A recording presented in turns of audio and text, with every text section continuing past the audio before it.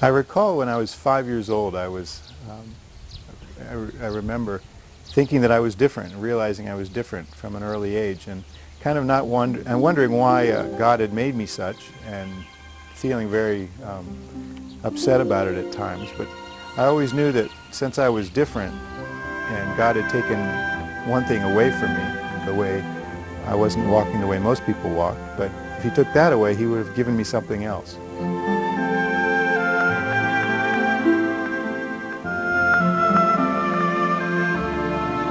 I think that any time we lose one thing, we gain something else. One door closes, another window opens, and I think all my life has been a reflection of that. Allowing for life and art to unfold on their own terms can inspire us with vistas we would otherwise never enjoy. Though stumbling, I move forward, arriving in places I always wanted to be, but could never have imagined before starting out.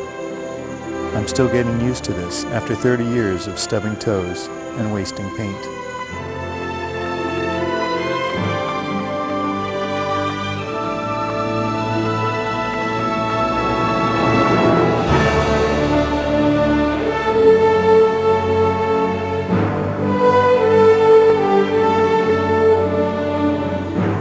Of course, we all wonder about what ifs, and as a boy, I remember wondering, what if I hadn't gotten polio, what would I be like? And I've thought about this many times, and many people have shared, their thoughts as well. And I think I've come to the conclusion that had I not had a disability, which on the one hand, in theory, slowed me down, it, on the other hand, made me think things through a little bit more and use my mind and use I guess my heart as well, to try to express myself or try to maximize myself and do something with the parts of me that were still very strong.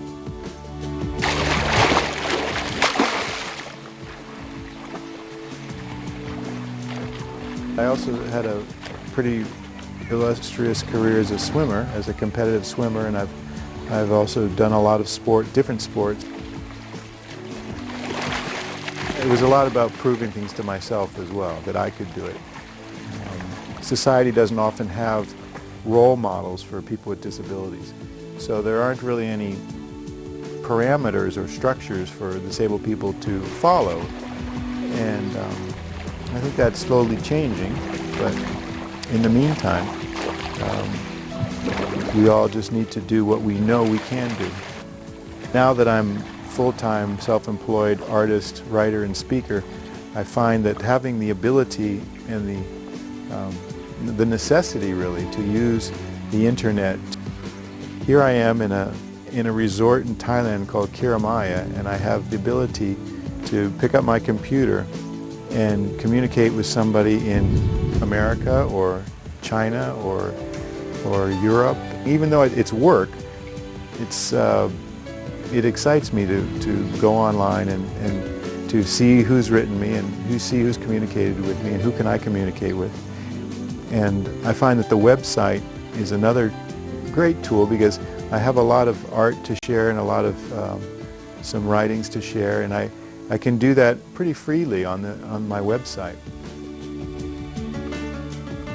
IT, of course, opens doors to all sorts of people to do all sorts of things. But I think specifically for people with disabilities who have limited mobility, let's say, or limited function,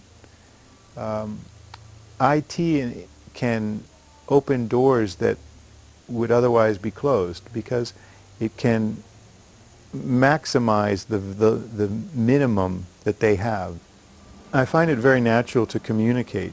I have a BA in communication, I have a master's in painting, and I think that those skills of communication, since they come naturally, I like to use them. I do speaking to all kinds of groups, to everything from Fortune 500s to schools for the disabled to schools for able-bodied children. It's really up to each one of us and each one of you to decide what you're going to do with what you have. We have artists, so we could have a writer write the book. In those talks, I tried to again, encourage others to look within and decide what skills they have and try to maximize those skills. Do you do other programs too? No more write. How about writing? Can you write letters on the computer? Yeah. Can you send email to your friends? Yeah. Do you send email to all over the world to your friends? Okay, communication on a computer. Very good. I think that having a disability, any kind of disability or any kind of challenge, forces you inadvertently or on purpose to appreciate what you have and to make everything count. Probably it's because as I was growing up, people always would assume that I couldn't walk to the supermarket or to the 7-Eleven to buy a Slurpee. They assumed it was too far. And I really wasn't interested in knowing what they assumed to be right or wrong. I just wanted to know how far it was so then I could make the decision on whether I could walk there or not.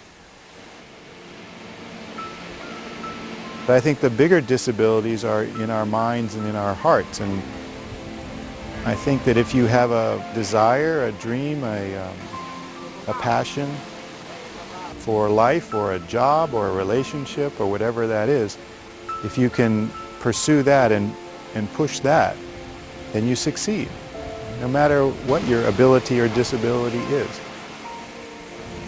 Disabilities can at times be blessings in that they challenge us, they push us, they make us become more than we would otherwise be. I've spent a lot of time traveling all over the world and hiking in many exotic places. Wherever I go, I always find that when I'm out hiking around, that whoever it is, whether it's in Thailand or America or Europe or China, they all go, "Jiao, jiao," or "That's great," or "Hey, how bang," or there's always a very strong response from the people who see me when I'm hiking in nature. So it's always very encouraging to carry on, and I realize that I've touched people in a very small way, but it's always very encouraging.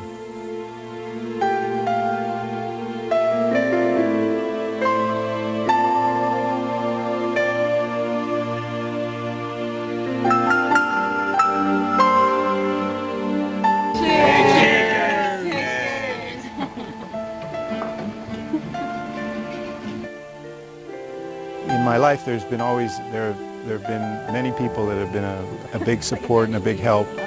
I've been very blessed to have a very strong and warm relationship right now with Angie, and if it weren't for Angie, we wouldn't be in the position we are now, which is we travel around the world much of the year. We have exhibitions, and we've had exhibitions in 10, 12 countries around the world. We've had exhibitions and done painting on location in dozens of countries.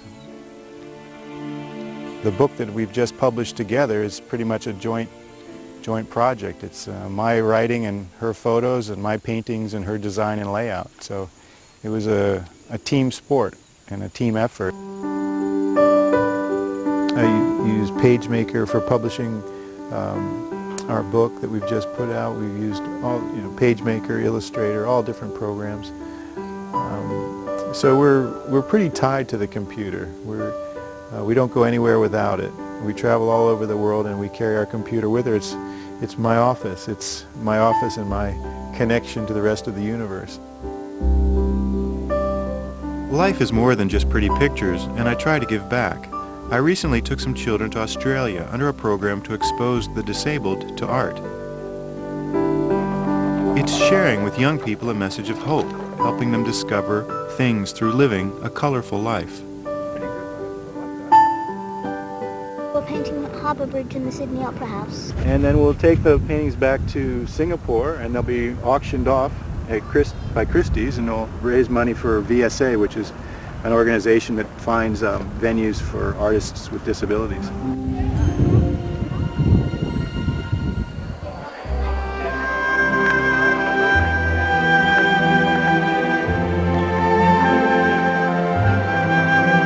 Don't be afraid to be different. Don't be afraid to be what your heart tells you to be. And if that means everybody else is round and you're square, that's okay.